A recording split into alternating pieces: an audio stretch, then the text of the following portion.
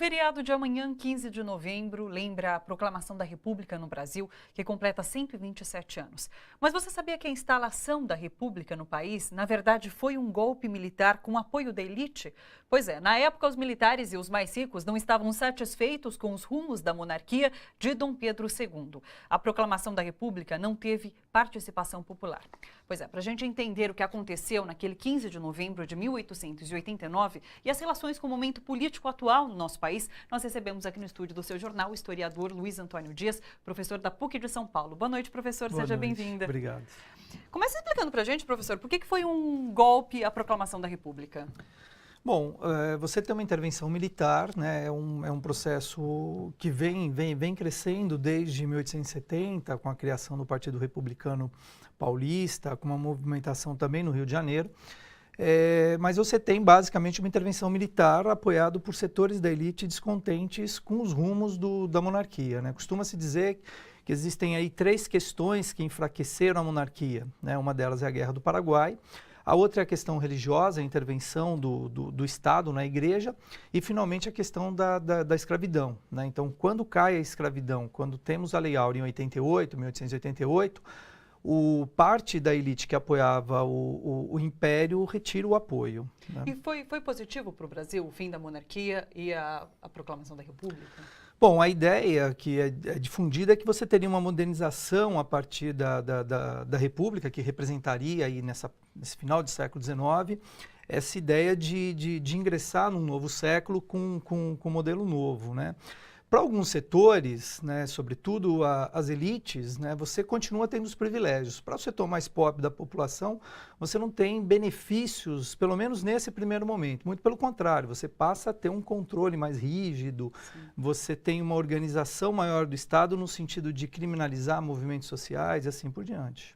A população marginalizada, ela foi mais marginalizada ainda, não dá para dizer que ela não era no período anterior, né? Se a Sim. gente levar em consideração que até 88 os negros, né, a grande maioria dos trabalhadores eram escravos, né? É que a República é como se ela instrumentalizasse, né? Então, por exemplo, com a implantação da República, as greves são proibidas. Não que antes elas tivessem mais facilidade, muita Sim. facilidade.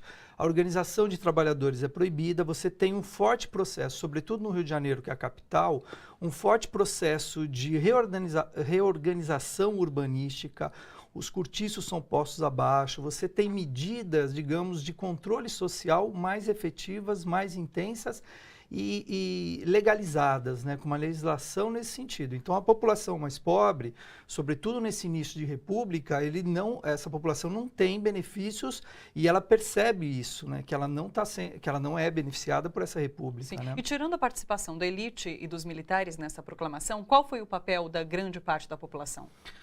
Olha, como é uma mudança, e toda mudança você pode até criar uma expectativa, então não dá para afirmar que toda a população estava descontente ou estava apática com relação à República. Mas o fato é que a participação popular é muito pequena, né? Seja pela estrutura, a forma como se organiza, que é efetivamente, né, um golpe militar, uma intervenção militar, e nas intervenções militares a participação popular quase sempre é muito pequena nesse tipo de manifestação. Por outro lado, né, muito se dizia na época que a população não entendia que a República era boa para ela. O que a gente percebe nos estudos mais recentes, nos últimos 30 anos, né, pegando uma documentação produzida por esses grupos marginalizados, é que uma parte dessa população mais pobre percebia que a República não era positiva. Isso enseja uma série de revoltas populares, sejam urbanas ou rurais, né? Aquelas que têm uma dimensão maior, como Canudos e Contestado, que são também revoltas antirrepublicanas. Tem outras questões envolvidas, mas tem um componente antirrepublicano. Bem, hoje, República, inevitável fazer alguma referência a 15 de novembro de 1889. Eu até estava procurando aqui umas coisas, alguns arquivos de coisas que eu escrevi aqui, até tem artigos na Folha de São Paulo. Tem um deles que eu incorporei o espírito do Deodoro da Fonseca e chama-se Deodoro o Arrependido. Então, o Deodoro se arrependeu. Era amigo do Pedro, né? Então, eu inventei que eu era o Deodoro e eu me arrependi de fazer a proclamação. Mas é interessante que tem uma menção que na bibliografia da época, né, era muito falado e tal. É bom lembrar que o Deodoro da Fonseca, a família Fonseca, participou da Guerra do Paraguai. Ele perdeu 3 irmãos na Guerra do Paraguai. Não é brincadeira tal. E aí, quando tá lá, ele estava doente naquele momento ali em novembro, e quando eles vêm logo cedo na casa dele, ele foi acordado, a sua esposa, a dona Mariana, disse para ele assim: olha, tem uns moços aí te chamando, Manuel, eles querem que você saia, mas Manuel, volta para a cama, você não está bem. O Manuel era muito teimoso, resolveu sair da cama e deu no que deu na proclamação da República. Como eu digo, né, ele só anunciou, né, o Marechal Deodoro da Fonseca, mas nunca nós tivemos uma república plena. Nós estamos construindo uma república, é um longo processo. O duro é que no Brasil tudo é muito longo, muito longo, muito longo, muito longo. Podia ser mais curto e tal, mas é difícil. Mas nós avançamos muito ao longo do tempo, especialmente nos últimos anos. A gente tem que lembrar, os 2 últimos anos foram intensos em termos de participação política, como nunca na história do Brasil, mas nós temos de muita coisa ainda para arrumar na República Brasileira, que não é uma tarefa fácil. Eu, por exemplo, só para pegar um dado, entre tantas outras coisas, República é muito mais do que isso, é verdade. Mas eu recebi uma informação, fui até checar outros meses aqui e confesso a vocês que eu fiquei atônito e tal. Fui dar uma olhada na folha de pagamento no Tribunal Regional Federal da 4ª Região. É Porto Alegre, né? 4ª Região é Porto Alegre, se eu não estiver enganado. Aí tem aberto, você pode consultar, ouvinte, acesso à informação, consulta a remuneração. Fui dar uma olhada. Tinha mandado para mim o mês de abril de 2015. Eu encontrei remunerações mensais em valor bruto, no valor, por exemplo, de R$215 mil.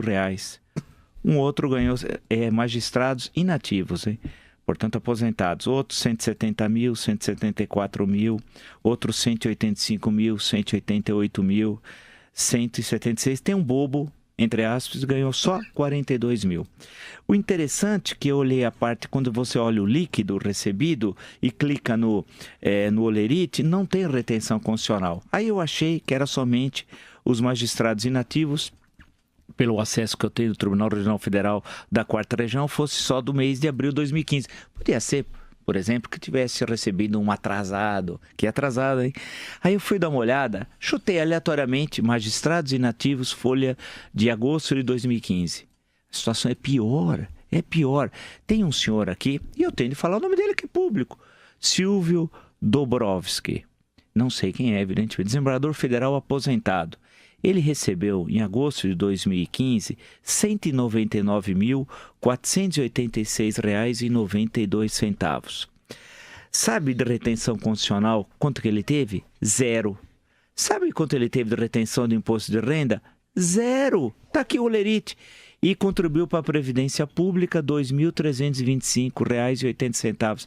Sabe como esse senhor, Silvio Dobrovolsky, recebeu líquido, magistrado inativo, em agosto de 2015, R$ 197.161,12. Ah, Deodoro, deveria ter ouvido a dona Mariana, não deveria ter saído de casa. Isso não deveria nunca ter anunciado a República, porque a República que o senhor anunciou na manhã daquela sexta-feira nunca foi proclamada. Eu só dei esse dado só sobre uma fraçãozinha do que é República, que é o trato da coisa pública, que é a remuneração. Isso daqui é absolutamente imoral.